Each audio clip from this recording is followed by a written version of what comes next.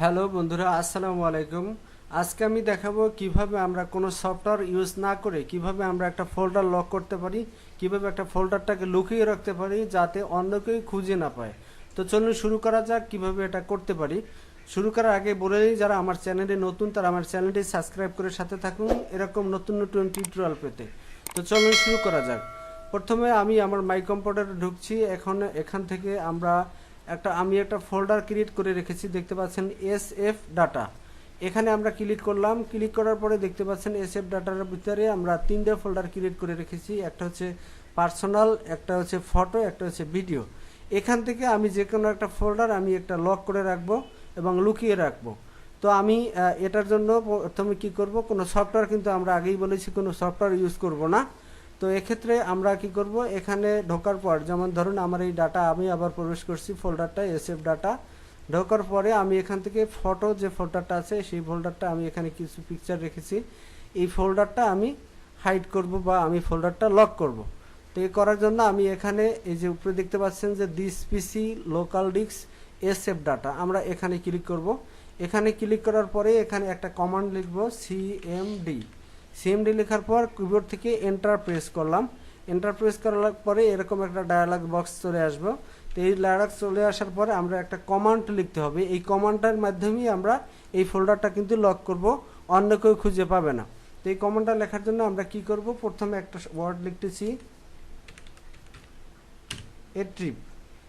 ATTRIB, এই ওয়ার্ডটা লিখলাম। এবারে একটা স্পেস দিলাম, এবারে একটা প্লাস প্রেস করলাম, কিবোর্ড থেকে H প্রেস করলাম, আবার একটা স্পেস দিব, এবারে একটা প্লাস প্রেস করলাম, S প্রেস করলাম, এবার আবার স্পেস প্লাস R স্পেস। এখন আমরা যে ফোল্ডারটা আমরা লুকিয়ে রাখবো, যে ফোল্ডারটা আর কেউ পাবে না আপনি ছাড়া, সেই ফোল্ডারটার নাম লিখব। তা আমি ধরুন আমার ফটো যে ফোল্ডারটা আছে সেই ফোল্ডারটা আমরা এখানে লিখব PHOTO ফটো।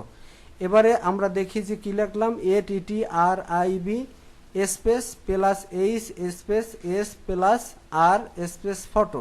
এবারে আমরা কিবোর্ড থেকে এন্টার প্রেস করলাম। এবারে কিন্তু আমাদের কাজ শেষ।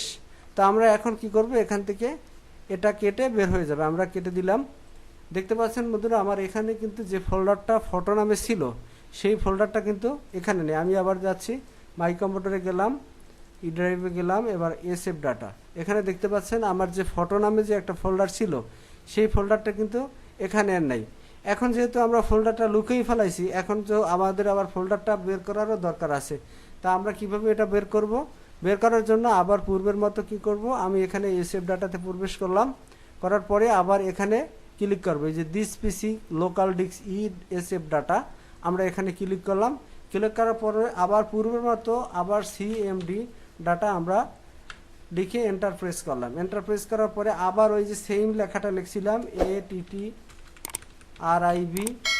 এবারে আবার একটা স্পেস দেব। আমরা আগে কিন্তু দিছিলাম প্লাস, এখন দেব মাইনাস, এটা ওপেন করার জন্য minus H space minus S space minus R space. আমরা যে ফোল্ডারটা হাইড করে রেখেছি বা লক করে রেখেছি, যে ফোল্ডারটা ওখানে নেই সেই ফোল্ডারটা, যেমন ধরেন ফটো, আমি এখানে PHOTO ফটো, ফটোতে ক্লিক লিখলাম। এবারে কিবোর্ড থেকে যদি এন্টার প্রেস করি, এবারে আমরা এখান থেকে কেটে বের হয়ে গেলাম। এখন দেখতে পাচ্ছেন আমার যে ফোল্ডারটা আগে ছিল ফটো, সেই ফটো ফোল্ডারটা কিন্তু এখানে চলে আসছে। এখন যদি আমার যে ডাটাগুলো আমি রাখছিলাম সেই ডাটাগুলোও কিন্তু এখানে আছে। তো এভাবেই আপনারা কোনো সফটওয়্যার ইউজ না করে আপনারা কিন্তু ফোল্ডারটাকে হাইড করে রাখতে পারবেন অথবা লক করে রাখতে পারবেন যাতে অন্য কেউ না পায়। যেহেতু আপনি ফোল্ডারটা ক্রিয়েট করেছেন, অন্য তো কেউ জানে না যে কী নামে আপনি ফোল্ডারটা ক্রিয়েট করেছেন, তার মানে এটাও একটা লক বলা চলে, যে ফোল্ডারটা লক উইদাউট সফটওয়্যার। তো বন্ধুরা আজকে এ পর্যন্তই, সবাই ভালো থাকবেন এবং টিউটোরিয়ালটি ভালো লাগলে অবশ্যই আমার চ্যানেলটি সাবস্ক্রাইব করে সাথে থাকবেন যাতে অন্য ভিডিও আপলোড হওয়ার সাথে সাথে নোটিফিকেশন পেয়ে যান।